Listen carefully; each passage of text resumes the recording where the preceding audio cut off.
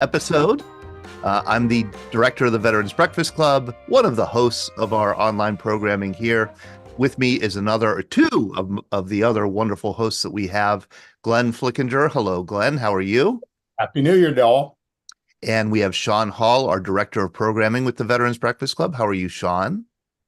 Happy New Year. I'm great. Great to see everybody. I've really missed everybody. I really have. Agreed. I got on a little late. We usually have a little pre-production meeting or whatever in the green room and get on a little bit early. I was a little bit late for that today because I was sitting here with my pen and paper saying like I should let people know how much I missed this right now, what we're doing right now, and how much I miss our in-person events. We don't do in-person events in January, February, and early March because of the weather here in Pittsburgh. And then we take off, for the holidays. We didn't have our usual VBC Happy Hour on Christmas Day or on New Year's Day, but now we're back. And man, did I miss it. And I was trying to kind of sum up why I missed it and how I missed it. I knew I missed it. And what the veterans community means to me. And Don very wisely said, Don Nemchek here, very wisely said, you know what, some things just can't be put into words. Something that we just have to value and hold in our hearts and maybe not try to force words. But it really is profound. I remember, I won't go on too much about this, but I do remember at least 10 years ago with the Veterans Breakfast Club. We kind of wound down for Christmas and then we didn't get our breakfast going back until early April. And I remember I got in an argument with my wife. I do not remember what. And as we were going back and forth, she was accusing me of being in a bad mood or something like that. And she said, I know your problem. You need your veterans. And you know what? She was absolutely right. You men and women kind of help keep me on an even keel. And I think that's the key. I think for me, and I'm just talking for me, I think one of the reasons why I love the veterans community so much is because veterans, more than the general population, has an appreciation and an understanding of what's really important in life and in the world, period. I think that, and you remind it, and I get reminders all the time when I'm talking to veterans. I'm looking at Sue Watson here, her wonderful father, who I had the privilege of knowing in the last years of his life, Iwo Jima Marine. Every moment I spent with him, I've just got a sense of what was important in life. And he was just such a prince of a man. I see Jim Roberts here, who he and I exchanged correspondence by email, and he sent me something very interesting in the mail the other day I want to share with people. I just get a sense that you men and women are connected to something bigger than yourselves, to the important things of life, the most important things of life. So I'm grateful for the time we spend together, and I'm grateful that you come on these Monday night VBC happy hours. Well, I thought tonight what we would do, Sean and I talked a little bit about what we would do tonight. I thought we would talk about the programming that we're planning for 2024, some of the special things that we have coming up. We have some trips. Of course, we have our in-person events. We have some virtual guests lined up for our VBC Happy Hour later on this year. We could talk about that a little bit. We could certainly talk about our wonderful trip to Vietnam. We came home last month after 2 weeks. That was with veterans and others. Really wonderful trip. I could introduce you all to Sandra Northrup. I get to call her Sandy. Hello, Sandra, from Alexandria, Virginia. She's joining us, I believe, here for the first time. She's a friend of mine, documentary filmmaker, lived in Vietnam, did wonderful documentaries about Vietnam, and especially about Vietnam's transition from war to peace. And she was right there, not on the front lines of the war, but on the front lines of the peace. When Vietnam was kind of recognized by the U.S. and the normalization of relations, she was living there with her husband, David Lamb, a wonderful war correspondent who passed away several years ago. And you were really there when Vietnam started opening up to the United States and to the world. And that's really, I got the privilege of traveling in Vietnam with you in 2018. So I thought, and Ken Kazak, I see Ken, and I see Pat Hughes in Texas, and Renee Johnson, and we have Julia Parsons with us.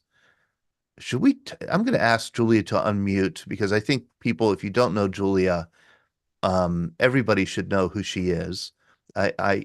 Sue might be with her in the, no, not right now. Oh no, I think we lost Julia. Julia is going to be celebrating her 103rd birthday on March 2nd. And she was a Navy wave codebreaker. Many of you, of course, know her story. She's just as sharp today as she was 80 years ago.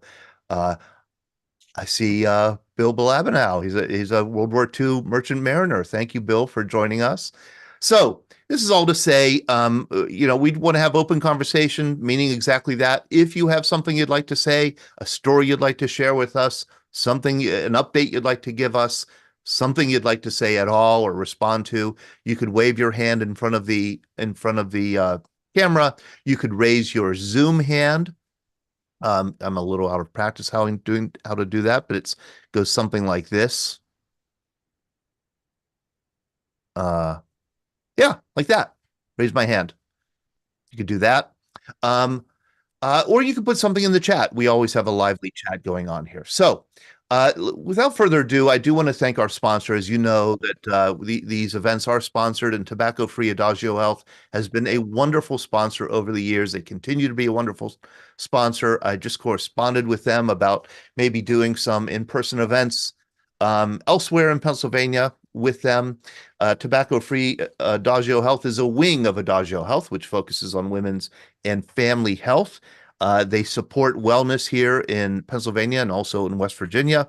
And their tobacco-free program is dedicated to preventing tobacco use, educating Americans about the hazards of secondhand smoke, vaping, and tobacco use, and advocating for policies for healthier places to live, work, and play. We're very grateful to Tobacco Free. You can go to tobaccofree.adagiohealth.org to learn more. And if you're looking to quit smoking, you could always call their quit line, 1-800-QUIT-NOW. That's 1-800-QUIT-NOW. All right. Hey, Sean, you have a scuttlebutt is up and running again, correct? Yes, our first episode of the new year features the Navy SEAL veteran Rick Kaiser. He recently wrote a book, Frogman Stories. He runs the National Navy SEAL Museum.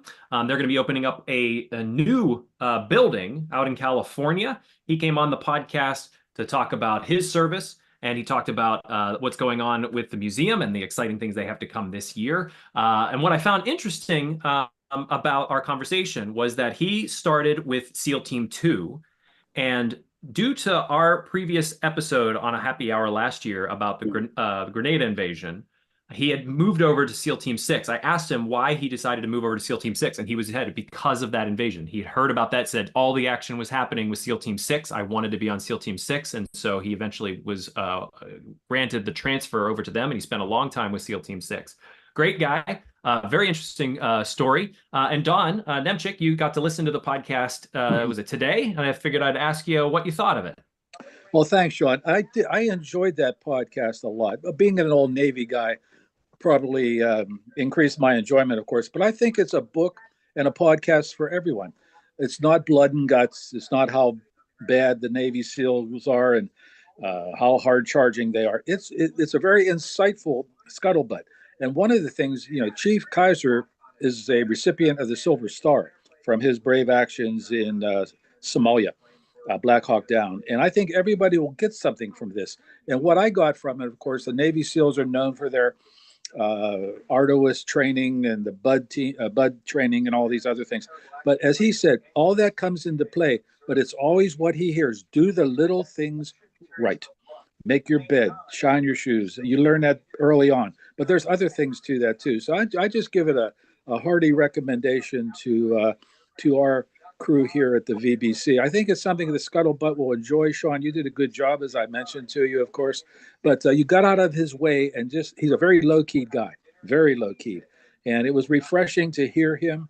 And again, I'll just give it my endorsement if that means anything. And hopefully everybody will enjoy it as well as much as I did today.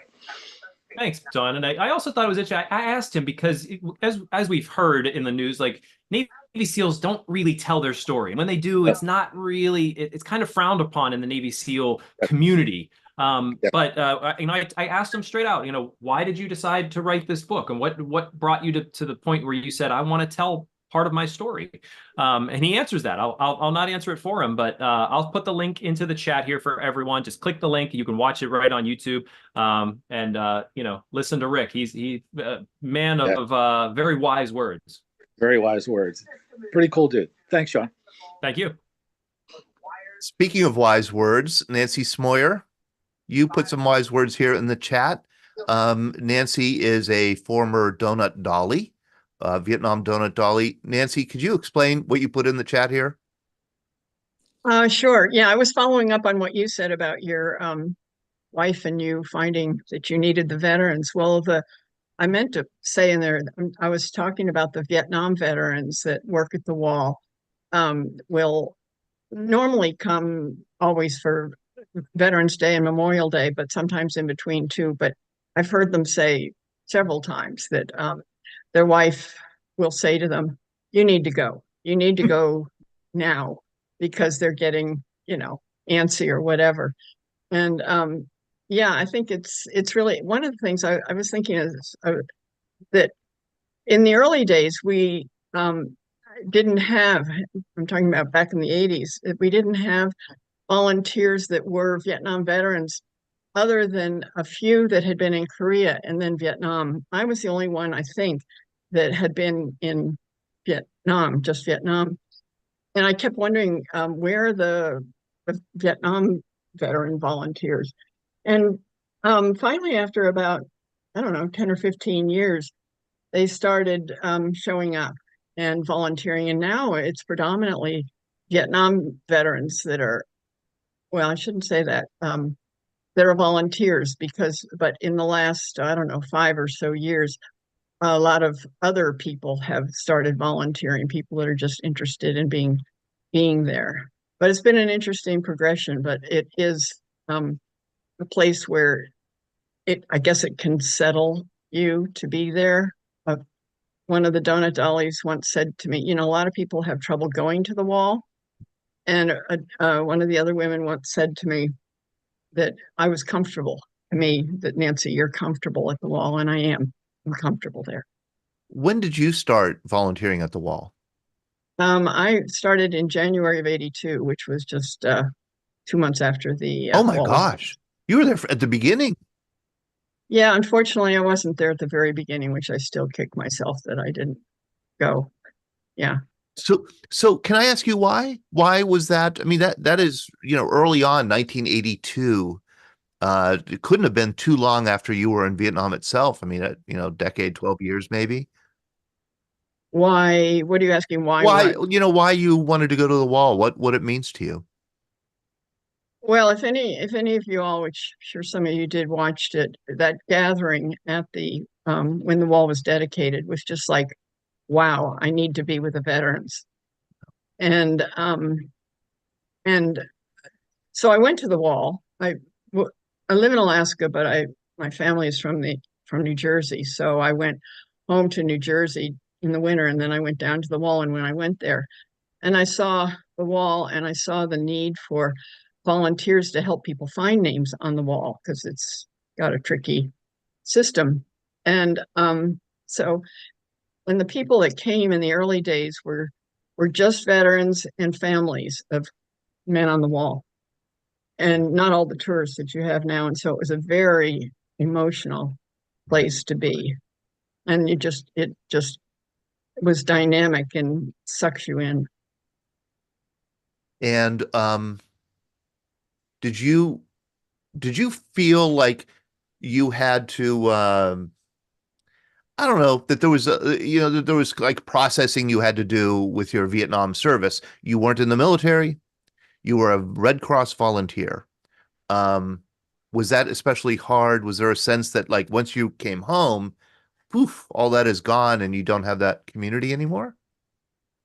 Yeah, I think that was true of the women that were there, both not just donut dollies, but everybody. We went through much the same thing that the men did. If you didn't stay in the military or around it, you lost your connections. Right. And fortunately, the donut dollies, of quite quickly started having reunions, but still, the people you're interacting with day to day, they don't have a clue where you've been and what you've been through, and you sort of don't even want to tell them because you don't want to. Oh wow, you don't want to get oh my, what was that like? Oh, right. So yeah, the same isolation that a lot of the men felt, but the same sort of need that a lot of the men felt to make those connections. But it took a long time for a lot of men to start making the connections, going to reunions, finding out that they could be quite valuable. Right. Right. Well, thank you, Nancy. Thank you also for joining. You're in Alaska now. Mm-hmm. How dark is it? Well, it's sort of twilight. It's twilight for about 4 hours. For about 4 hours. Right. Yeah. Oh, and you like it like that? No, You do I not. like sunshine. You like sunshine. Yes. Did you ever consider maybe not living in Alaska then? Yeah. I have. Can't find any other place to move to. Okay, very good. I've been here a long time. Okay, yeah. How long have you been there? 50 some years. Oh my gosh. Wow. Yeah, I'm pretty old. Not that, but it's a lot, a long time to be in a place that I think to us in the lower 48 seems kind of remote. Though I do understand, I've never been there, but I understand there's, unbelievable beauty and majesty to the place. Bob McCormick, how are you? You have your hand up? Pretty good. Sometimes I'm not the most social person in the world. I haven't been before. It had to do with some of my job and everything, a lot of things. But since I've been involved in the Breakfast Club, my wife tells me it's helped me a lot because I have almost become an advocate. Well, I have become an advocate for the Breakfast Club. I get your cards, I pass them out. People see my hat. I start telling them the story. I tell them about the Breakfast Club. And it's done me socially a lot of good. That's amazing to me, Bob. I mean, because I see you a lot at our events, and we interact, and I get emails from you, and we talk. But how do I say this? Most of our vets, and I think you would fall into this category. Most of our vets who come to our events, it's not like they're super eager to share their story. And you've talked a bit at our events, but you're not there really to kind of you have a story to tell and you want to get it out there. You're one of the vets that kind of just seems to just thrive in that environment. They connect with your brothers and sisters. Yes, it has. That's sort of what it's become. I don't know exactly why my own self, to be truthful with you. Yeah, yeah. It's hard to put into words. Yeah, but I did miss you over the holidays. Oh man, did I miss I will it? admit to that also. And I was Like my Mondays weren't fulfilled. There was something missing in the week. And the podcast today was excellent. I did watch it also. Oh man, thank you. Hey, Jerry Augustine, how are you? Hey, how are you? Talk about missing somebody. Jerry and I spent 2 weeks together in Vietnam. We sure did. And I am so glad I went. And my God, it was way above my expectations. And Vietnam is a wonderful, beautiful country. I'm looking at Sandy Northrup here, who lived in Vietnam and I know fell in love with the country and the people. I think I have too. But being there with veterans, somebody like you who served in Vietnam and who had extremely traumatic service in Vietnam, it was really, again, like one of the, privileges of my life, Jerry. Have you talked to people now that you're back about the trip and what it meant to you? Oh, yes. And I certainly recommend it. Totally amazing. We landed at Hanoi, spent a couple of days there, and I saw things that I never would believe that I would ever see in my lifetime. And I am so fortunate that I went with you guys, and I made 21 more new friends because of this trip, and shared my experiences, and they shared theirs. And I am so grateful that I met you, Todd, in the Veterans Breakfast Club. truly amazing. It was truly amazing. It was, and I see Bill Moran here. He was on the 199th Light Infantry Brigade. Jerry, you were in the 196th Light Infantry Brigade. That's correct. I think you guys, I think the 199th, 196th, you're about the same areas, northwest of Saigon, that near the Cambodian border. The Iron Triangle, Tay Ninh, Cu Chi, that whole area, and saw a lot of combat, of course. And when we were there, and we went to Cu Chi, we went to the Cu Chi tunnels, so close to where you were. And I just thought, like, there's no way 55 years ago you would have ever imagined that you'd ever be back. Once you got that ticket home, you would ever go back to Vietnam. Not at all. And it was just, I wrote my book, of course, and then you saw my book and you shared it with a lot of the attendees that we went with, and I'm so glad my story is out there. And that's it. You really wanted it to share your story. You wanted it so badly that you actually did the tough job of writing a beautiful book, including hundreds of pictures from your Brownie camera.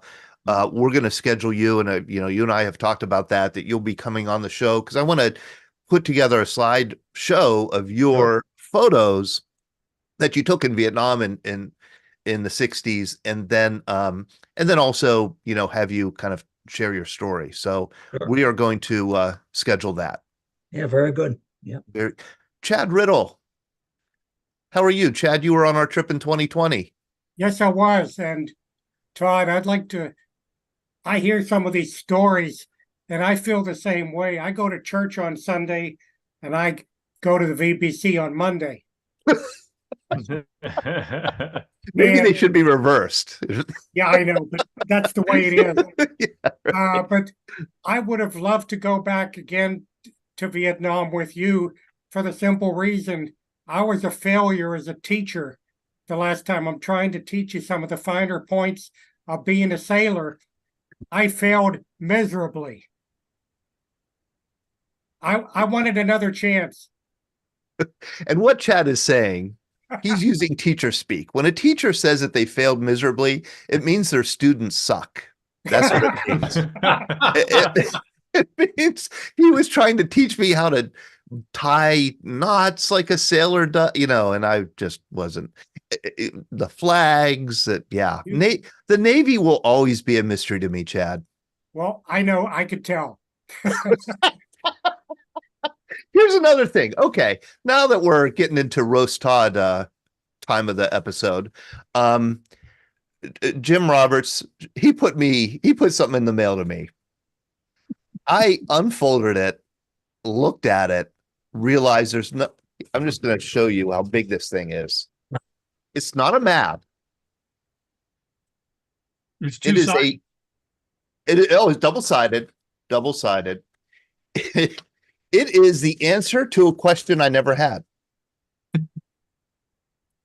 And the question was this, and I should have had it. How do you find the mines that you place in a minefield after the fact, so that when you walk through the minefield, you don't step on a mine? You fill this out. That's what this is. It's a minefield. It's called a minefield record. It is DA 1355. Of course, it's a U.S. Army official record form. And you were trained. Now, Jim, you were trained in OCS about how to fill this thing out? I'm not sure. OCS, when I went through, was kind of split in half, because we were being trained to be lieutenants in the war in Europe when the Russians came rolling over down the pike, and we were also being trained to go to Vietnam. This was part of the European training. And so we went through this and worked through it, and it was more of a classroom exercise than anything else. They showed us how the mines worked and how to fill out the map, and it was just part of the training. And somehow I managed to hang on to that, even though it's marked secret when filled out. But yeah, it's marked secret, and here there are many different iterations of the form. You had me go to the internet and look up the form, and here's another example of it. Minefield record. There's even here this minefield record. This is the actual document that you sent me. in wonderful condition, by the way, for after being 55, 56 years old. Here's a close-up of part of it. So this was clearly, I guess, a classroom exercise that you were to do. I can't make heads or tails out of it. This thing is really complicated. I can't imagine. First of all, I think if you plant mines in a minefield, it's probably really important to know where they are. I only have two interesting memories. In the class, they were going over the review at the end of the class about the various symbols and asking us what they were. And my memory is vague on this, but I remember that supposedly on the inside of the perimeter, you were supposed to mark the minefield with these little tiny triangle tags with the letter M on them. And the tags maybe were red, but I'm not sure about that. So they're going through these things, showing it to us, and they showed us one which had just the triangle and no M on it. And the question was, what does this mean? And the answer is, you've just walked through a minefield. No. Looking at the backside of the sun. I was going to say yield, but The other thing is the camp I was located at in Vietnam, we had a minefield around us. And so it was built by the Special Forces. And so when I got there as assistant team leader, I knew we had a minefield. And we had our well was in the middle of the minefield. The cesspool was in the middle of the minefield. There was a bunch of things out there that we really should be able to get to look at. And so I sent a formal request up to headquarters asking for that form. I said, I need a form to know where the mines are. And I got a very simple reply: what minefield? So I have no idea if those things were ever filled out by anyone for real. I have no idea if anyone ever used those. And I'll ask anybody here on the Zoom call, did anybody ever fill out this gigantic form, your minefield report or minefield record, where you were supposed to map where you planted your mines? It seems like this thing was updated about every year or several times a year. So there are different versions, different iterations of this thing. But if any of you did ever fill one out for real, you could raise your hand and yes, Sean. Well, I never filled one out because it was just bad timing on my raising hand part. But when one would be detonated, how would you then how would you catalog that? Especially if they were close enough that they could detonate another one. How would you update? I don't know. I know that the problem we had was that when they were using Agent Orange, that would keep the foliage down in the minefield and the barbed wire. And I got there just as they ended Agent Orange. They quit using it, they said, in 70, but I've also read where they kept spraying it till they ran out of the stuff. And so the jungle said, oh, they're not spraying, let's grow back. And they grew back very rapidly. So we had a problem in that they could infiltrate right up to the edge of the wire when they would attack and shoot at us because there was all this junk out there. We wanted to clear it, but we couldn't clear it because of the minefield. So one of my sergeants said, I have a way. So I took a thermite grenade and threw it out into the stuff. And thermite burns 3,000 degrees, something like that. And so he figured it would work. It worked, but it also set a bunch of mines off. Well, we lived inside for 3 days while the shrapnel fell down on top of us. So, I don't know, Sean.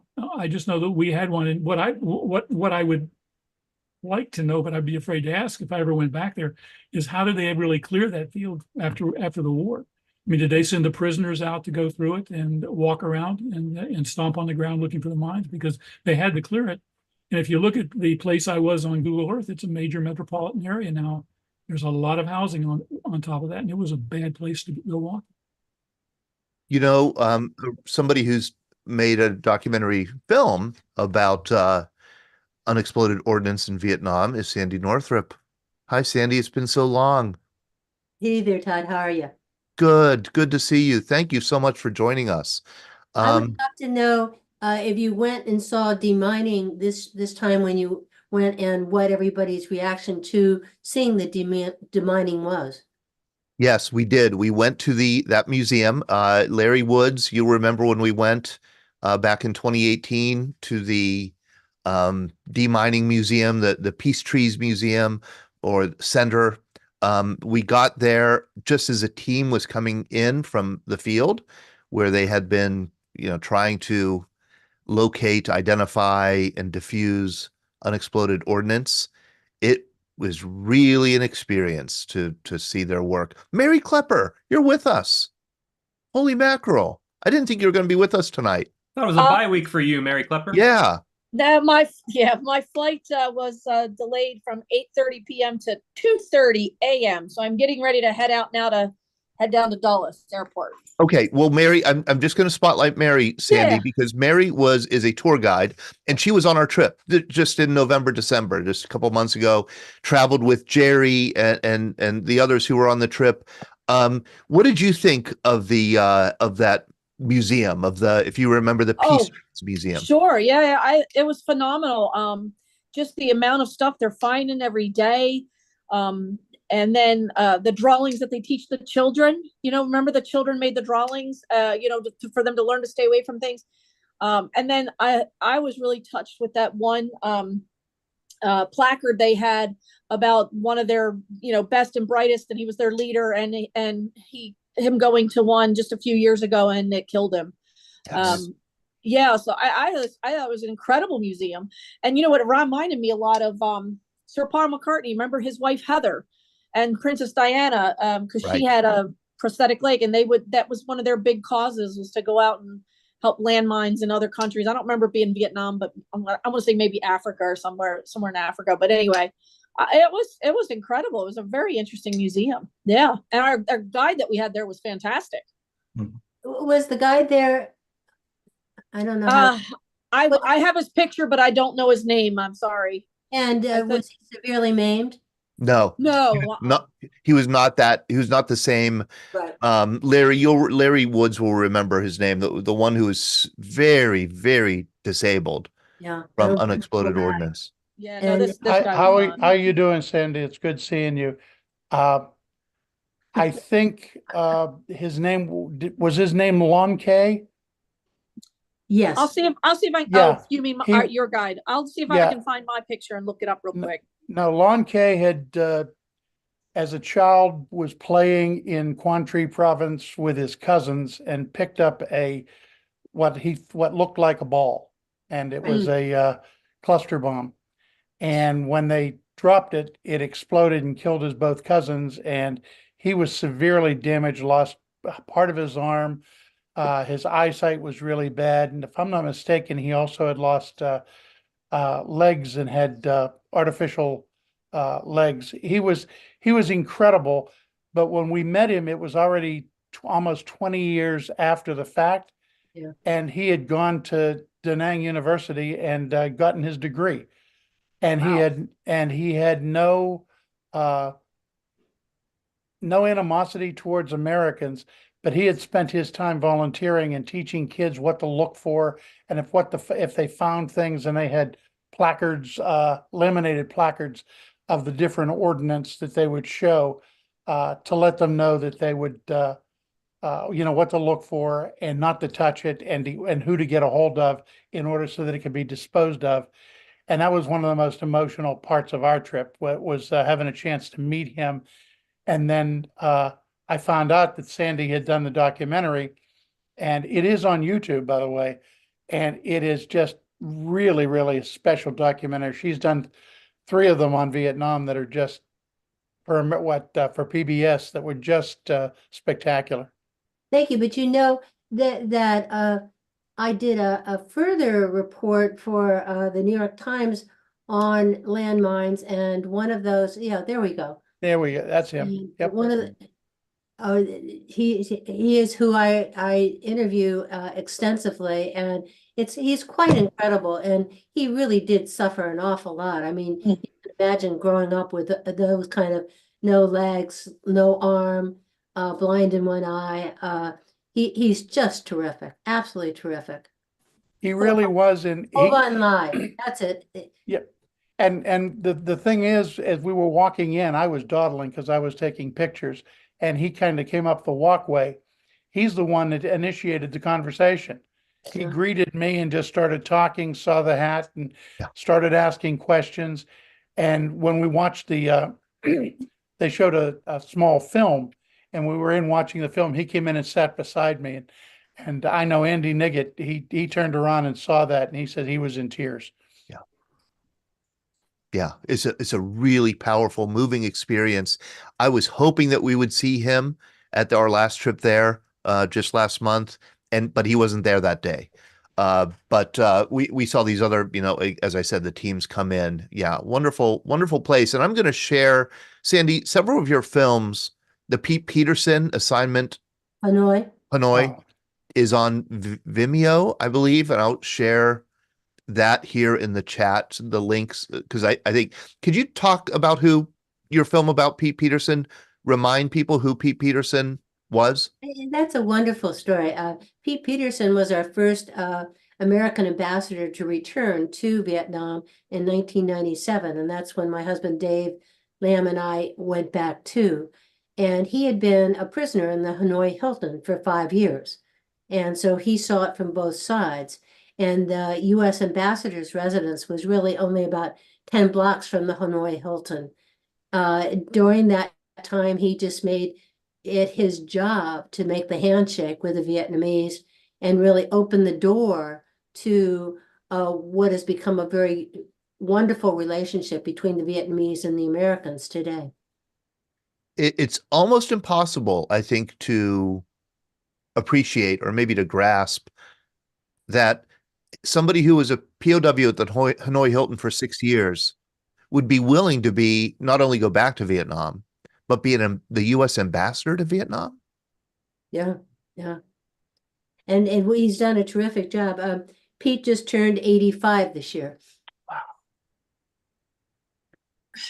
We would love to get him on our program, Sandy. I mean, no pressure, but boy. He's in Australia. He lives in Australia now. Okay. All right. Well, they have the internet in Australia. Well, they do. Did you guys visit Peace Trees as well? Well, Peace Trees is now called Renew. It's been renamed. I guess it's absorbed other unexploded ordnance nonprofits. But yeah, that's where we visited. Well, no, they're two completely separate things, Todd. See, once again, I'm being schooled. We went to the same place that you and I went in 2018. Right.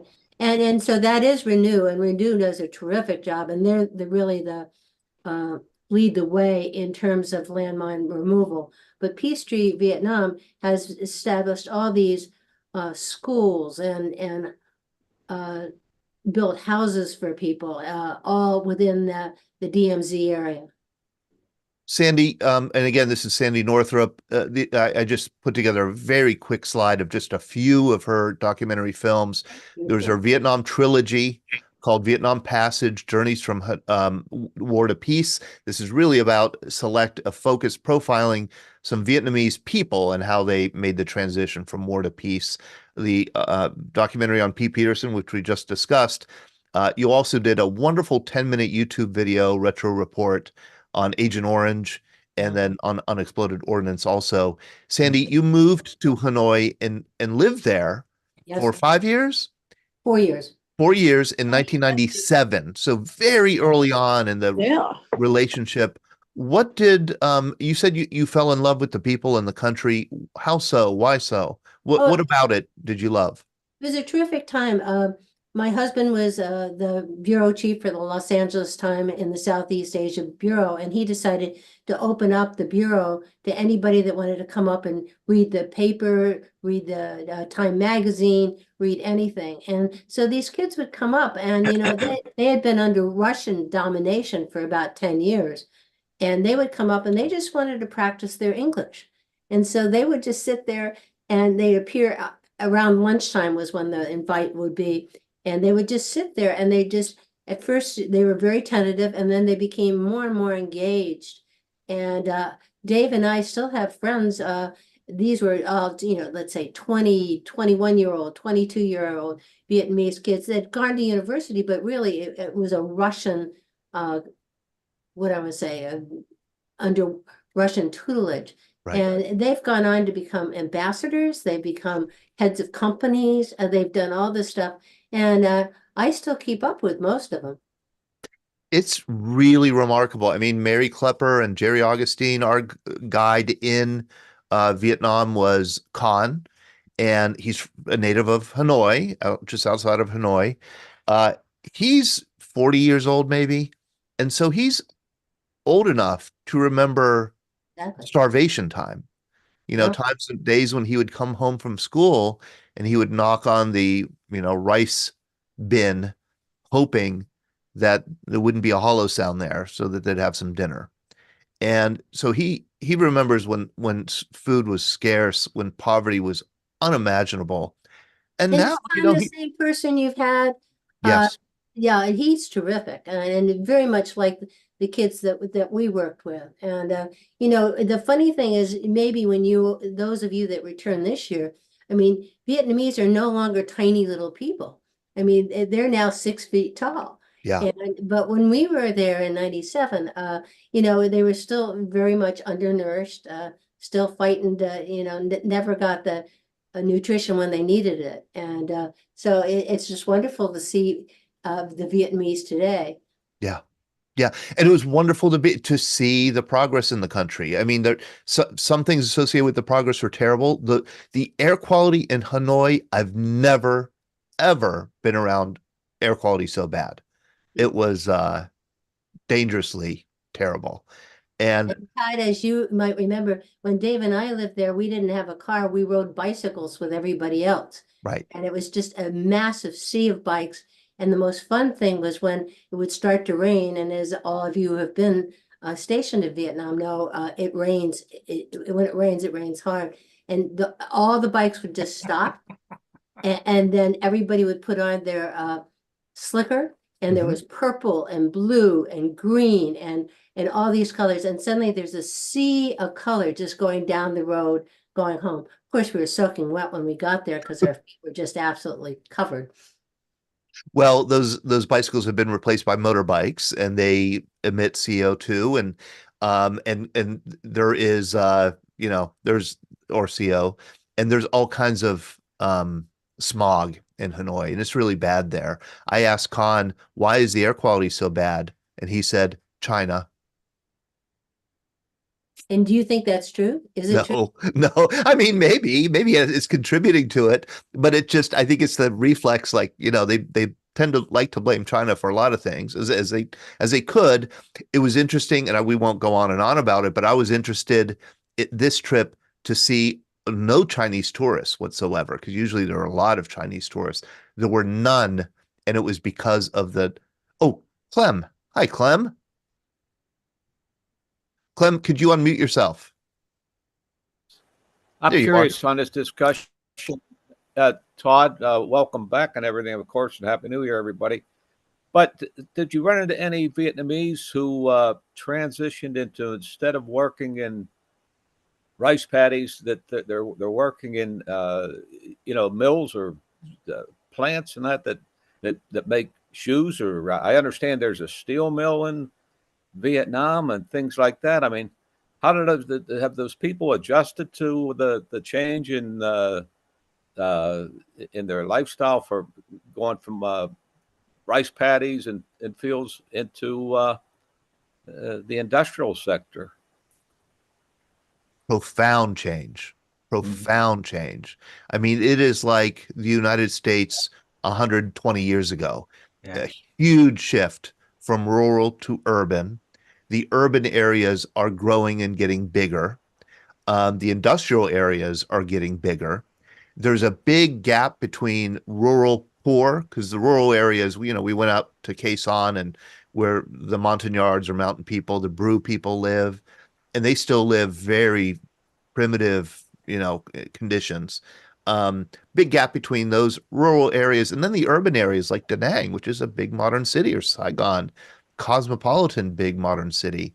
So people, just as in China, have moved from countryside to city to improve their quality of life. But the inhibiting part of there's a cultural inhibition, I think, especially in the North, about making that transition. And because people are very attached to their families, extended families, and they're very attached to their villages. So it's very hard to get people to move. And I think that's something that has slowed maybe the industrialization, or whatever you want to call it, modernization of Vietnam. But it has happened, and it is happening. One of the things that has become very interesting to me in talking to people is that many of these kids that are really against a being in a communist country, they have joined the Communist Party just to get the jobs. Yes. And they'll tell you on the side when you're having a beer with them what they really think. But in order to get their jobs and to move up in the society, they still have to be members of the Communist Party. Correct. Correct. Mary. Yeah, what you were saying about Hanoi, and Khan's mentioned a couple of times how he'd very much like to move to Saigon, but his wife wants to stay in Hanoi, and so happy wife, happy life. He lives in Hanoi, and no, he even said that expression, which I thought was pretty funny. But I also think part of that is because he has been exposed to outside Hanoi, outside even Vietnam, because he does a lot of his tours that start in Cambodia. And he's exposed to more Westerners on those Gate 1 tours that he does. So I think that has really, opened his mind of what's out there. And I experienced the same thing in Iran in 2017. Their tour guides are much more open to Westerners. I was with some Jewish friends of mine on this tour. They know Jews. They know the Holocaust happened because they've taken wealthy Iranians to Italy, to France. And so I think for Han, he has a lot of pressure on him. Yes. Khan, rather, I said Khan, because he is exposed to that, and he probably can't talk about it that much. Like you were I don't know the lady's name. Sorry, I came on late. But I think that's a big deal for him. But on the other hand, I think it has opened him very much to, this bigger world that's out there for him. Yeah. It was very interesting. I loved it. And I'll be going back the next time you're on the tour. I loved it so much. And Mary, tell people where you went after our trip to Vietnam, because you did not come back to the US. You kept on I had enough traveling. of you guys. I had enough of you guys, and I was done with you. No, actually, I got on the next tour and I thought, where's my people? These aren't my people. I figured I was flying halfway around the world. I should stay a while. And I was just looking around to see what might be on the Gate 1 website. And sure enough, I saw the next day a tour starting in Thailand, $600. Hello. So I jumped on that bad boy and then came home in time for the holidays. So I went to Thailand for 9 days. And as you know, Todd, the highlight of that trip for me was the River Kwai, which is the River Kwai, but we've been pronouncing it wrong for all these years. But that was, oh my gosh. You went to the site of the bridge, the site of the actual. Well, when you read it, you'll realize, no, Okay. I didn't. The real bridge was blown up. It wasn't even on the River Kwai. It was on the River Mekong, but that doesn't have the same kind of ring to it. And they've just kept one of the other bridges that was built, and that's where they send all the tourists. And they renamed that part of the River Kwai, except it's pronounced Kwai. It's a whole big thing. Wait till you see the pictures I took, Todd. I put them on the little article that I wrote for you. I mean, it's a tourist site. They reenact the bombings in a light show and a laser show, and I've included the video for you. It's mind-boggling. Yes, and you wrote a kind of trip report of it. What was it like to go to and I'm gonna just those 2 days. And I'm gonna post it and share it with people. So I'll be sharing it you'll our do next your shopping and then we walked Hellfire Pass, and then after Hellfire Pass, my friend and I we went back to the because my parents joined me, and we went to he and I jumped on a raft and we just rafted down the river at the end of a long, really, to me, a very emotional day. So yeah, it was really something. How great. Well, thank you. And I thought that we would plan a program where we kind of talk about the trip and really try and get all the travelers together to share what we learned. I do want to acknowledge and say hello to Dave Seaver. Dave, well, I got to go to the airport. Okay. So I'll see you guys. Hey, happy travels, Mary. Take care. Thank you for joining us. Bye. Dave, how are you? I'm good. How are you? Are you still retired? Well, semi-retired. Retired from your Air Force job. Lieutenant Colonel David Seaver just retired in November after 22 years? 20 years. Mm-hmm. That's right, because you joined when you were so very old. Let people know how old you were when you joined the Air Force. Well, I was 43. Wow. So listen to that laughter. Do you hear Sandy laughing? Yeah, that's okay.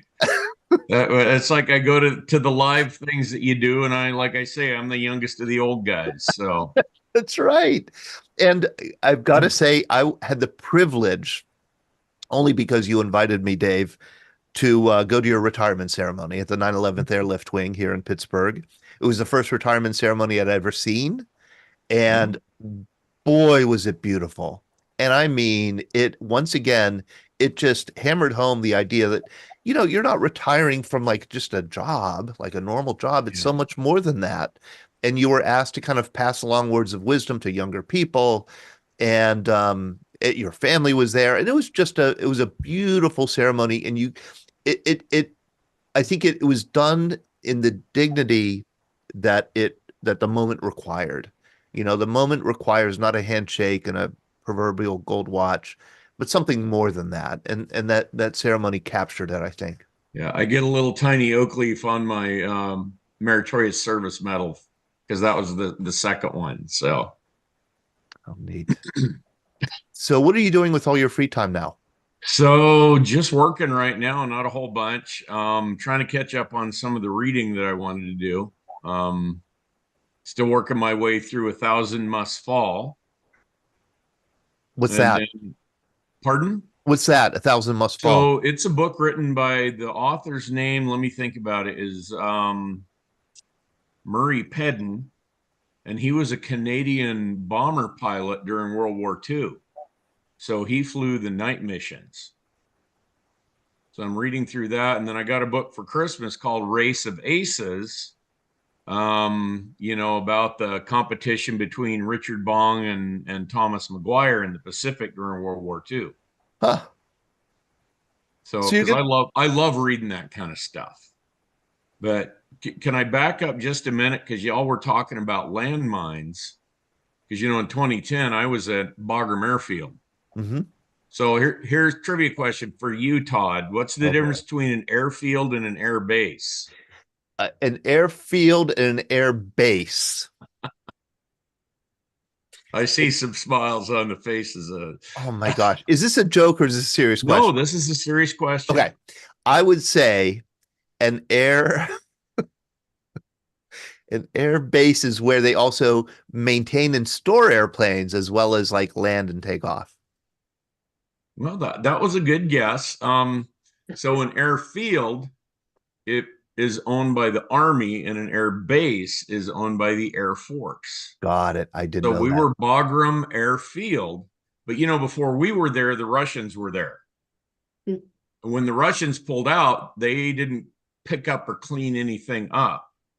So, we occupied Bagram in 2002, I think it was. I was there 8 years later. And, the Russians' idea of, space and around the base and having that barrier was lots of landmines. So 8 years later, when I was there, they were still doing demining operations on and around the base. In fact, during the spring offensive, the Taliban's version of the spring offensive, they just went around and attacked every base one night. There was a very enthusiastic Army lieutenant who decided that he and his boys were going to chase down the Taliban, and he actually found one of the landmines, and not in a good way. Ooh. So he lost a foot. Fortunately, it was a small landmine, but nonetheless, he lost a foot. But they were demining. It was probably 200 yards north of the hospital when I was there on the base. Wow. So is that a problem in Afghanistan? Demining? Yes. Yeah. Well, because the local soccer club, my kids were younger. My youngest daughter played soccer. They wanted to send me soccer balls, and I said no, because the kids chase them into the minefields. Oh boy, man. So they sent me stuffed animals and said, but I had to say, don't send anything with electronics in it, because the Taliban will take it and use it to make bombs. Wow. It's a surreal world over there. Yeah. Surreal world is right. Well, thank you, Dave. Thank you for spending part of your Monday night here and forgoing the national championship game, which, Washington and Michigan. Right. Bob Ankaitis, you're with us. How are you? I'm doing great. Todd, how are you? Good. Bob was one of those vets, those 101st Airborne Division veteran who traveled with us to Vietnam. We got to retrace some of his footsteps. Bob, because people are hassling me, I just learned something new today that was put in the chat. Don't look at the chat, Bob. I want you to answer this question. Bob was Army, 101st Airborne. Bob, here's the quiz question. Bob, what do they call a map in the Navy? A map in the Navy. Yeah. I have no idea. Either did I. What and why can't they just call it a chart? Ah. Why can't they just call it a map? Probably because there's a lot of things the Navy can't do that would be a lot simpler. I agree. I think they're just nonconformists. That must be it. They're nonconformists. Bob, what do you think of the trip? Are you recovered from our trip and our long travel back? I am. I'm down in Florida again, which is where you interviewed Nick and I think last year at our winter home. And one of my friends down here, who's from Easton, Pennsylvania originally, where I'm from, told me that he's going on a cruise later this summer or maybe in the spring, and they're going to Cambodia and places like that, but included is a day or two in Vietnam. And he knew that I had just been there with you and your group, and so he's really looking forward to getting together with me and talking about it. Also, my dentist here in the villages is a female, and she's Vietnamese. She was born in Vietnam, but I think she left when she was about 6 years old, and she lives with her parents here in the area of the villages in Florida. And I saw her today, and I said, "Guess where I just was, Dr. Todd?" She had no idea. And I said, I was in Vietnam for 2 weeks. And she said, "Did you go to Ha Long Bay?" And I don't know if I'm pronouncing that right, Todd, but I said, "Yes, we did." And it was really amazing and wonderful. And then I told her about our interview with Fox and with Harris Faulkner. And she said, "Oh, as soon as you find out when that's on, you need to let me know, because my parents watch Fox every day." So I told her, "I promise you, as soon as I know something, I'll let you know." So anyhow, the stories are going to go on for a long time about that trip. And as I told you before, you just did a super job. You do a super job with everything you do with VBC. And our guide, Khan, was super. Hey. Here's what you mentioned. This is our final day. It just turns out that it just worked out this way, that our final day in Vietnam was a free day in Saigon. It was December 9th, and December 9th happened to be the first day of this Fox crew that was just arriving. Harris Faulkner was arriving with a crew to Vietnam to retrace her father's footsteps. Her father was a Vietnam veteran. She's doing a documentary about him. And she wanted to interview some Vietnam veterans who were there back in Vietnam. And we were able to connect up. And she conducted this really masterful, I have to say, 90-minute, probably maybe a little bit more than 90 minutes interview with you in a really relaxed, professional, really well-informed way. It turns out she's a military brat. She grew up a military brat. So here's a great shot of the interview. She knew what she was talking about, and she knew the questions she was asking. And I was so impressed with her and with the crew and with how they set up that interview. It's a documentary that will be released in May, I believe, Bob, right? I think that's what they said. Yes. Yes. So we will make a big deal, of course, when it comes out, and encourage people to watch it, maybe even do a little watch party or something if we can. Well, as I've told my friends, I said she interviewed us, I think it was almost 2 hours. Yeah. It'll probably be about a 10-second spot because the program's not about us. And I see one of our buddies that was in on that interview with us right there. Jerry, yeah. Got his box hat on. Yep. Which very nice of her to send to us. And but that'll probably turn into about a 10 or 20-second spot. Yeah. Because the show's really about her father. But it was such a pleasure doing it. And I wrote her a nice thank you note and told her that I felt like I was sitting in my living room with a neighbor that I had known all my life. Yeah. She just made it so comfortable. She was so personable, so easygoing, so prepared. I was really impressed. Yep. I was too. It was such a cool thing to and it just so happened that they were, staying right near where we were in Saigon. We were able to literally walk a quarter of a mile at most to where we conducted the interview. Just a wonderful, wonderful experience. Thank you, Bob, for joining us tonight. Well, it's my pleasure. And hi, Jerry. Hey, hi, Bob. We got new friends. Yeah. Yeah. Oh, yeah. Yeah. And once again, we want to have Jerry Augustine, to kind of share his book, share his story from his book. We'd like to do a program also that covers the trip and what we learned, and how what it's like to encounter Vietnam in the 21st century.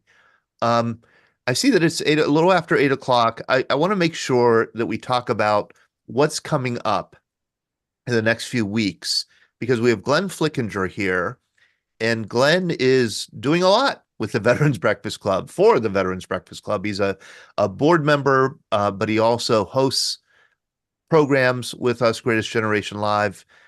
One program that you are hosting, Glenn, is our VBC Happy Hour next Monday with Wolfram Forster, who is a World War II veteran from the German side. Wow.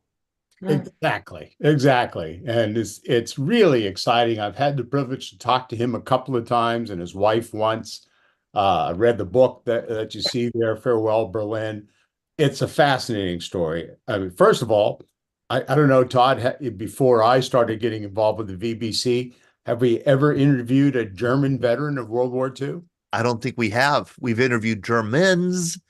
I don't think we've had them on. I've interviewed German veterans of World War II, but I don't think on Zoom. Yeah. Oh. So I've never even come close to this. So I'm really excited about this. The story is fascinating. He's 17 years old. He grows up in Berlin in 1945. He's drafted into the German army late in the war. I won't spoil the rest of it for you, but he is captured by American forces on the Western Front. So the luckiest thing in his life, he says, that they didn't send him to the Eastern Front. They got lucky and they sent him to the Western Front. And the lucky thing in his life was to be captured by Americans. Yes. And you can see that he eventually made it to the United States, became a physician here in the U.S., and joined the American Army. Well, he actually joined the American Army in Germany post-war. After he graduated from German medical school, he came to the U.S. for a postdoctorate program of some kind, 1 year in New Jersey. And he went back, and I've lost the order of things here a little bit, but he becomes a doctor on an American military base. And that's how he eventually becomes a colonel in the U.S. Army, and then comes to the United States in the 50s and lives the rest of his life in the United States and retires as a colonel in the U.S. Army.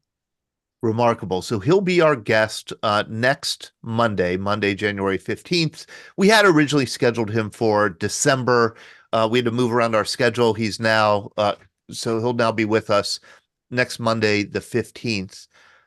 Glenn, and then you'll be back for a special series that begins Thursday night, January 18th. And we're planning 10 or 11 consecutive Thursday nights where you are going to be focusing a 90-minute program every week on the air war over Europe in World War II. And, not to steal your thunder here, but the idea is you want to do weekly programs that kind of match or in sync with the most expensive TV production in history that is going to air in a few weeks here, January 26th, I believe, on Apple TV Plus, and that is the Masters of the Air series, which will complete the World War II trilogy that Steven Spielberg and Tom Hanks have been working on since Band of Brothers. Right. I haven't told you this yet, Todd, but this will be the most expensive Zoomcast.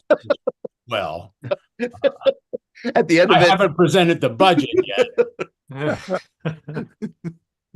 Yes, I'm incredibly excited about this. I mean, this is the sequel, if you will, to Band of Brothers and the Pacific. It's based on Don Miller's book of the same name. We interviewed Don Miller, I should say, 2 or 3 weeks ago. Incredibly knowledgeable, kind man. Great stories about not only the book, but about the struggle to get this series on the air. So in fact, that's what I was kind of working on here. I've got a series of authors lined up for each night, and I've got lots of veterans, those that we can still on. This is the first one that we'll have. The young lady on the right is Chloe Milas, who is the granddaughter of the man on the left, Frank Murphy. Frank Murphy wrote his memorandum, his bio, if you will, 10 years ago, died 7 or 8 years after that, 7 or 8 years ago. The book didn't get a lot of press, but Chloe and her mother, who's still alive, republished it last year. And he is one of the 4 or 5 featured characters from the 100th Bomb Squadron. He was a navigator in what's called the Bloody 100th, most of you would know about. And that's what the Masters of the Air is mostly woven around, is the story of the Bloody 100th. Yes, and Frank Murphy is a character in Masters of the Air, and you'll see by this gold seal here that it went from essentially a self-published memoir to a New York Times bestseller. Exactly. Largely thanks to Masters of the Air, but also because it really is a heck of a story. He gets shot down and is a POW, and Chloe is kind of the keeper of his story, keeper of the flame, as well as the keeper of this wooden shoe that he wore on a 3-month march from Luftstalag 3, I think. He was shot down in the famous Munster raid, along with a lot of almost all of the Bloody 100th, and spent the rest of the war in prisoner of war camps, as did scores of other men from the Bloody 100th, but tens of thousands of Air Force veterans. So January 18th, Thursday, January 18th, the first episode here of your Masters of the Air kind of recap and history chat will feature Chloe talking about her grandfather and getting his story to the public and into part of Masters of the Air. And it's remarkable, Glenn, how you've contacted these people associated with this Apple TV Plus production. I don't think we've gotten Spielberg yet, but I wouldn't be surprised if you say, hey, guess what? Spielberg is coming on, because everybody you've asked has said, yeah. I mean, the creator, John Orloff, we're having him the next week. Well, he's the screenwriter, right? The screenwriter. On the 20th. I think he was one of the creators of it, isn't it? I guess he took the book. One of the executive producers and the screenwriter.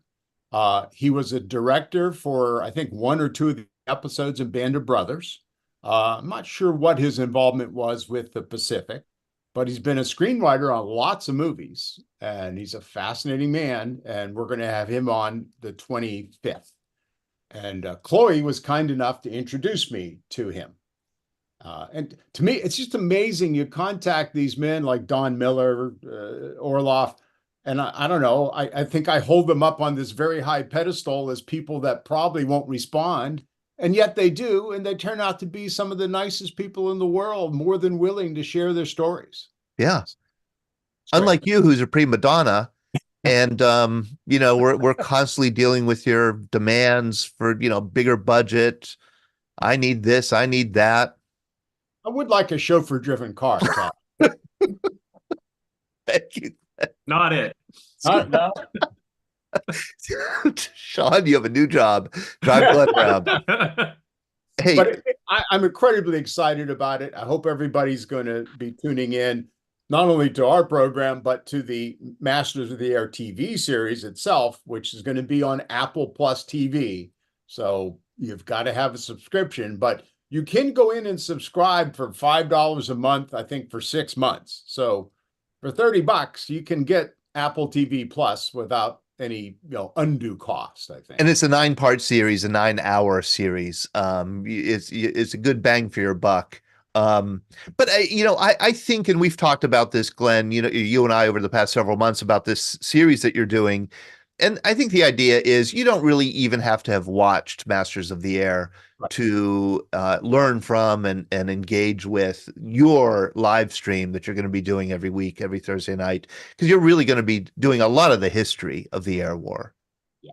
And again, Masters of the Air is going to focus mostly, because it has to be a scripted, dramatic story, on the 100th Bomb Squadron in the 8th Air Force. We're going to branch out into all of the various pieces of the air war over Europe. The 15th Air Force, a little bit about the Brits. The Brits played a hell of a role in the air war over Europe, right? Long before we were even there, they were obviously involved. That's right. And our honorary Brit is with us. He's not really a Brit, but he's a Canadian. So it's kind of close. How are you doing, Scott Masters? I'm very good. I wish a happy new year to everybody. And Todd, that was the perfect lead in. I actually have a trivia question for Glenn based on the RAF and the RCAF. And Todd, I sent you 2 images a moment ago. If you could bring up picture 1 first.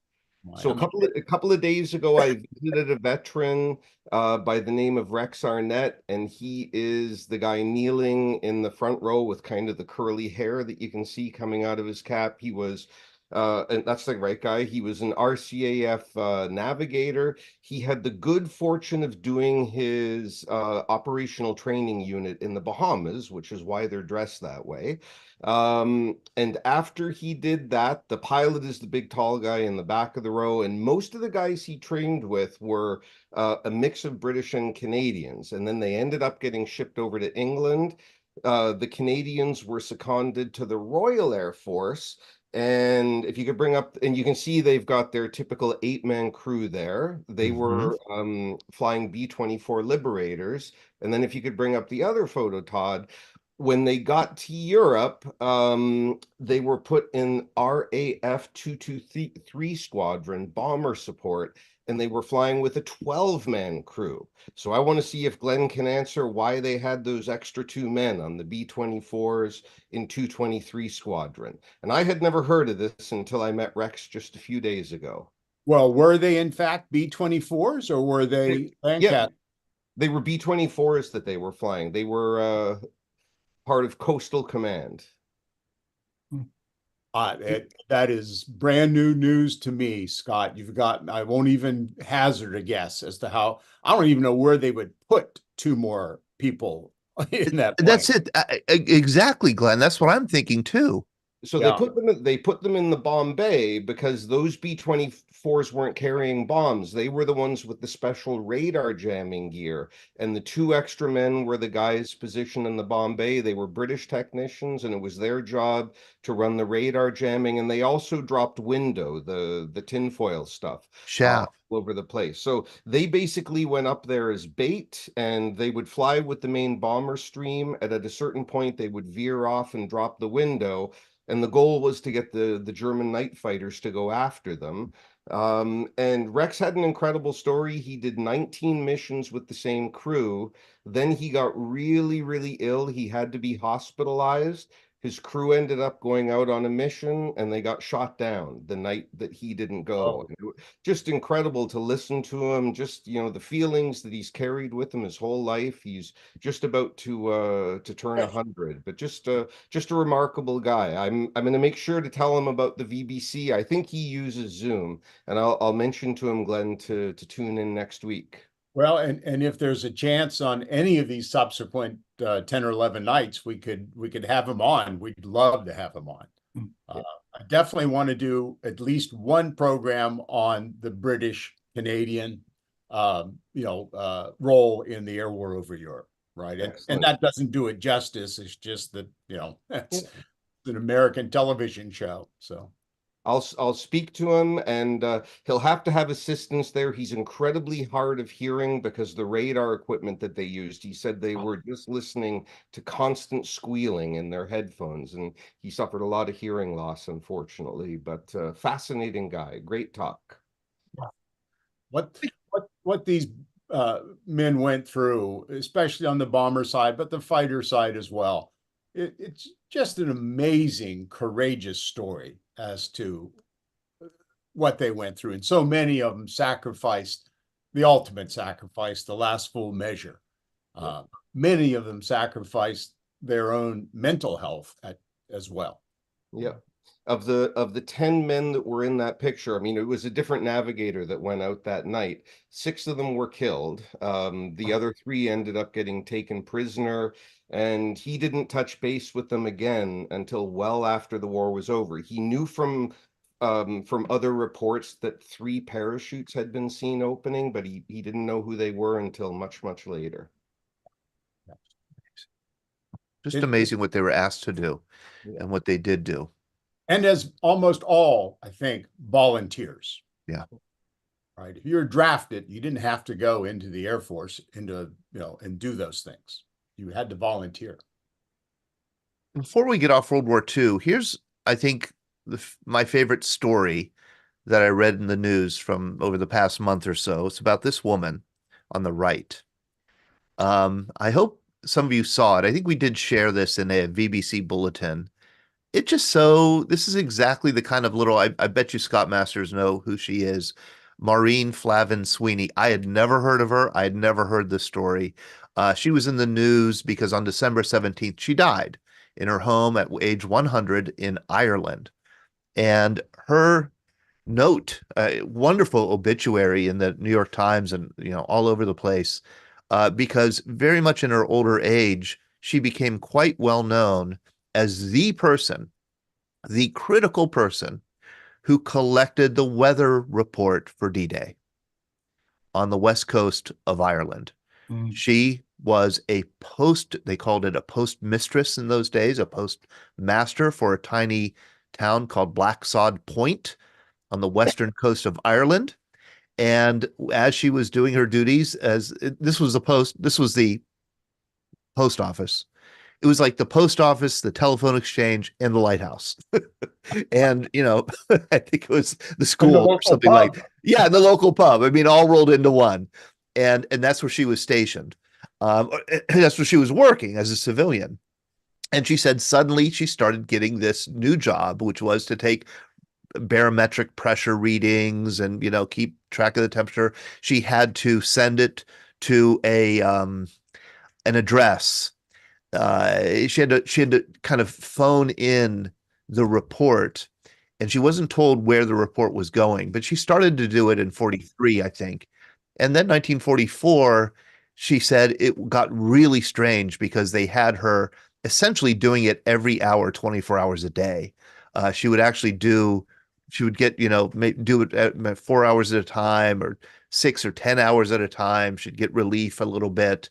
But these were weather reports being taken from the west coast of Ireland, right here. Here's Dublin. Here's Belfast. Here's where that lighthouse was. She was to look out at the ocean and to collect these weather readings, because this is where the weather comes west to east for the English Channel. She didn't know it, but she was delivering weather reports for D-Day. And she did deliver. She was 21 years old, and she remembers it because it was her birthday. It was June 3rd, 1944. she noted a low barometric reading, and she passed on that information like she always had. And she said all of a sudden, like she starts getting these phone calls and telegraph messages. Just, can you confirm? Take that reading again. That doesn't sound right. Take it again. And she kept on sending it and resending it and resending it until finally they were convinced that she had gotten the right reading. And she said it was only years later, many years later, that she understood that the reason they were concerned about that reading was this was the weather report that they were going to expect for June 5th, 1944, D-Day. That they were extrapolating her readings to see what the weather was going to be like in the English Channel for the low cloud cover, for the rough seas. And it was that reading that convinced Ike to delay D-Day by 1 day. And he only had really 1 day to delay it. And that's why D-Day was June 6th with barely tolerable weather. Glenn, I know that you know a lot about D-Day. The weather, what a big deal that was for D-Day, huh? It's a fascinating story.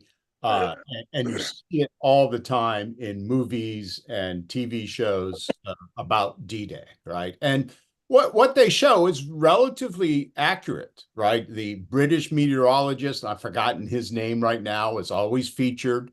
He always looks like the typical Brit, if you will. He's sipping tea and he's pontificating on the weather. The real story behind it is that, one, Eisenhower practiced forecasting the weather with the meteorologist for many, many months, for 6 months or more before. Ike would say, what's the weather going to be on May 15th or April 15th? And he would ask that, a week ahead of time, and then he would see how accurate they were. The other part of it is there was an American meteorological team there, a bunch of guys with PhDs, as I recall the story, and there was the British team. And there was this incredible backroom fighting between the two teams. And they had different methodologies, even like Todd and I were talking, even today, when you see about, some hurricane or storm, there's the American model and there's the European model and a dozen others now. And eventually Eisenhower came to believe the British were better at it than the Americans. And that's how he followed the advice of that British meteorologist to make that call. Now, this story about this woman I'd never heard of. That's fascinating, Todd. Really fascinating. You caught that. Yeah, it really is fascinating. And here's something. Thank you, Scott Masters, for sharing this image. I assume that this is if the weather report were to be reported today for D-Day, June 6, 1944, this is what it would look like on a weather map, huh? Must be. And I think I also understand, Todd, there were American and British submarines out at sea closer to Iceland and Greenland that were also monitoring the barometric pressure and so forth. Brad Washabaugh, where are you, Brad? I'm looking for you, Brad. Not here tonight. Hey, there you are. How you doing, Ben Wright? Good to see you. Yeah, Brad, I just read Masters of the Air, which is a fantastic book about that thick.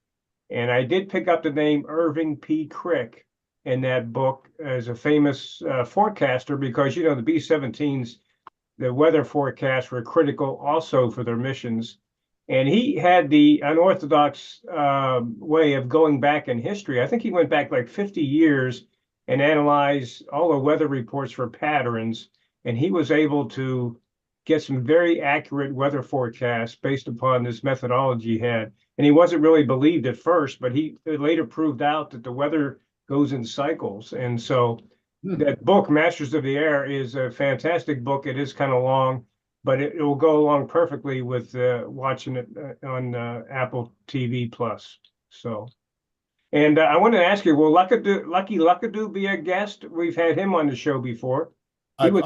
I've invited him and the fellow Kevin Maurer, who wrote the book about Lucky, and they said yes.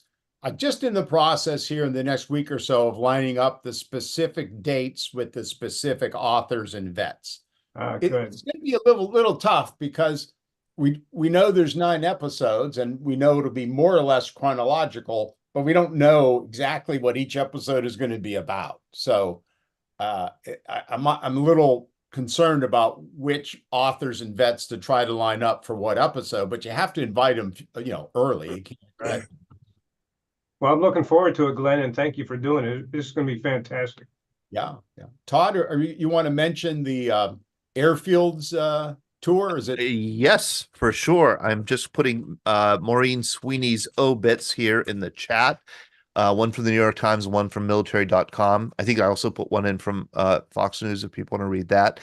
Yeah, it kind of to recognize and to kind of piggyback, I should say, on the Masters of the Air phenomenon that will be starting in a couple weeks. Glenn and I designed a trip, an 8-day Masters of the Air trip to England. That would be kind of riding circuit on some of the bases and some of the historic sites, museums of the air war. And this is the route that it would take. This will be a trip that will be leaving September 11th, returning September 19th. This will include group air from Newark, and the price will be $5,895. That includes most meals, all hotels and accommodations, and that group air flight from Newark, and also admissions to various events, including the Duxford Air Show. So we have a lot of the information about the trip on our site now. The one thing that we don't have live, and one of the reasons I haven't been talking too much about it, is we don't have the registration live yet on our website. And when the registration comes up, you'll get to see all the hotels and really all the details of where we'll be staying. So, and I know people are very interested to know that. I should have that registration and the very detailed itinerary up this week. I'm hoping by the end of this week. Gate 1 they do our travel, the travel part of it, and they've been inundated with, this is very sad, cancellations to Israel because of the Hamas-Israel war. So they're still processing those cancellations, and so they're a little bit behind in getting our information out. Is that a good summary, Glenn, of the trip? You're going to be the historian leading the trip. Excellent. The thing I'd emphasize, that Duxford Air Show is actually also called the Battle of Britain Air Show. It's an annual event, and they've not held it since 2019 because of the pandemic. So this will be the first year in 4 or 5 years that they've held it. So we're really excited about being able to be there for that. Very excited about that. And there was some speculation that they may never bring back the Battle of Britain Air Show. And I'm glad that they are. I mean, this is the big World War II air show in the world. And it just so happens that it's going to be, we really did try to do a September trip. It's a good shoulder season with prices and everything. And it just so happened that we're able to bring in the Duxford Air Show, the Battle of Britain Air Show, into it. Bob Flage, how are you? Morning, I guess. I just wanted to bring up the fact that I just learned of 2 deaths. Well, I learned of 1 death and experienced another one. The first one was a infantry sergeant that I met in San Francisco when we went to Bearcat 9th Division. Since both of us had college, they offered us desk jobs, and we said no, we want to go out to the field. They stuck us in the 3rd and the 60th Battalion. They said, oh, we want to make you radio operators and talk. We said no. We ended up in the same company, Echo Company, Combat Support Company. Anyway, Tom died in August, which they called us the twins. We did everything. We were the only 2 sergeants in our platoon. But the other one, we just lost one of the greatest generation, a man named Frank Papera. He was a coxswain at Normandy. He drove boats at Omaha, and he was Prince. I adopted him as a father, but he was what, 87, and anyway, just he passed away December 26th. Unfortunately, he had a visitation on the 3rd of this month, and then his burial and service was the 4th. I got to have a pacemaker that day, so I missed the whole show.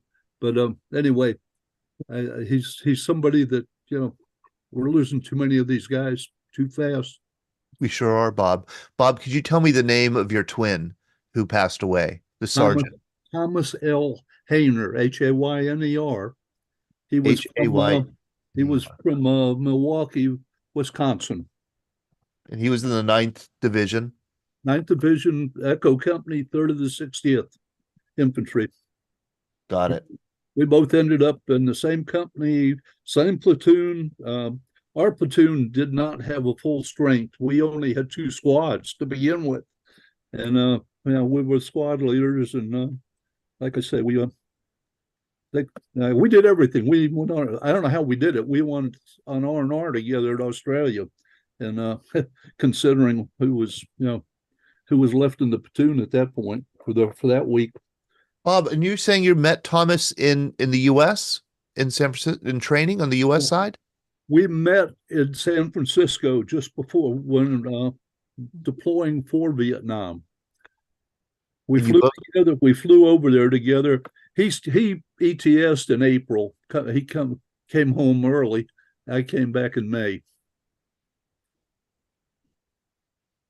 When you lose somebody like that, Bob, you lose a part of yourself. When you lose somebody like that, somebody that close, it's like losing a part of yourself. I'm so sorry. Yeah, that crushed me. I mean, like I said, it was like in August or July or August when he passed away, and I just came by his obituary by accident. But like I say, Frank Papera, this guy, he brought the 2nd vessel back to Green Cove Springs when they put them all in dry dock down there. We had like almost 100 boats down in dry dock at Green Cove Springs until they got moved to Texas. How do you spell his last name? I'm sorry, sir? How do you spell his last name? Frank, P-U-R-A, Papera. Got it. His actual name was Francis Papera. Okay. Yeah. Got it. Coxswain Navy, World War II. Yes. Got it. Yeah, he was a member of. I met him when I joined the active member of the Military Order of the Purple Heart, because he was wounded in the landings. Man. Oh boy. Yeah, one of these giants. I'm sorry, Bob. Sorry for your loss. Man, it's all our losses. Thank you for letting me know. I'm going to look them up and learn a little bit about them, and maybe I'll post something about them. Okay. Okay. Thank you for letting me know. Surely. Thank you. Sue Watson, how are you? I'm good. How are you? Have you by any chance talked to Beth Ruschel lately? Yes. Okay, good. Did you see what she discovered in the archives about your father? I was blown away. Blown away. She called me on the way out and said, "Would you mind if I look for your father?" And I was in tears. My jaw dropped. Yeah. I just got an email from her today saying, "Hey, you might be interested. Look what I found in the archives about Jack Watson." Again, Marines served in Iwo Jima, World War II. Sue's father. We interviewed him. He was on our program many times. She discovered. It's just amazing to me the records that she found. So I asked her, like, let's have you come on and really walk us through what you discovered, because it's just amazing. Yes, that was amazing. Did she share with you photographs at all? Yeah, one of them. Yeah. I said I had not seen a photograph like that of my dad. I said I'm going to see if I can pull it up really quickly. I said I am too.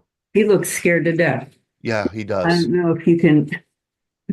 I have it right here. I'm going to open it up here and share it. It's an unnerving photo. I get the same sense, and I do wonder when it was taken. Here is this is a very casual shot that Beth took of the records that she got in St. Louis. They weren't burned in a fire because he was Marines. Only Army records were burnt. And yeah, he's very young, 19 years old. December 12th, 1942. So he enlisted on December 7th. So, that must have been obviously shortly after. Wow. What a king of a person your dad was. Yeah. Sue, you want to announce something? But yeah, for a while I've been working on something, and we're going to have the first one, for want of a better better title, we're going to call it What's Brewing. And there are many layers to that. We'll start the first one this Thursday, trying to do something on more than once a year to honor veterans. But this is really just a casual time for coffee. Hopefully we'll have more of them throughout the year, throughout the Pittsburgh area. This one will be at Southwest Veteran Center. All veterans are invited. It's 8:30 till 10 o'clock. It's just coffee and donuts. It's, I always said when we were in Homestead, we do the 5 C's with this coffee, camaraderie, connection, care, community. So it's really just a time, sort of like tonight was. Yeah. Whatever's in your mind, we'll just share some coffee and share some time. And I put my email in the chat as well. If anyone's interested in, future venues, future, times to get together, I'd love to have some input. I want to talk to you about that. So I think we should collaborate. I think we should be. Your name came up a lot today. I was with Brian Beach today, so yeah. Right, and Brian, and I know that Brian and I have to talk about doing events at the Southwestern Veterans Center. So thank you, Sue, for the work you do, and thank you for letting us know about this event on Thursday. Bob, is your hand still raised, or should I lower it? You lower it. I've lost. I've lost my screen here. But yeah, lower. Okay. Lower. All right. Hey, I want to thank everybody. Sean, is there anything essential that we have to share before we sign off here? No, I don't think so. Okay. Hey, thank you everybody for regrouping here in 2024. What a wonderful conversation and evening it has been. Thank you for sharing your wisdom and knowledge and experience and laughter and humor and all the wonderful stuff that we always share. Here's to a wonderful year for us all. And may we find peace and wisdom in the conversations that we have. I look forward to seeing all of you next week. Monday, January 15th, we'll be doing another program with Wolfram Forster, World War II vet from the German side, and we'll continue on. You all have our contact information. If you're here for the first time, I'm Todd DiPastino. You can reach me at ToddTodd at veteransbreakfastclub.org. Sean, SHAUN at veteransbreakfastclub.org. Please let us know. We'd love to send you a magazine, get you hooked in, get you on our schedule. All right. Good night, everybody. Glenn, thank you for joining us. Thank you all. Take care. Good night, everyone. Good night.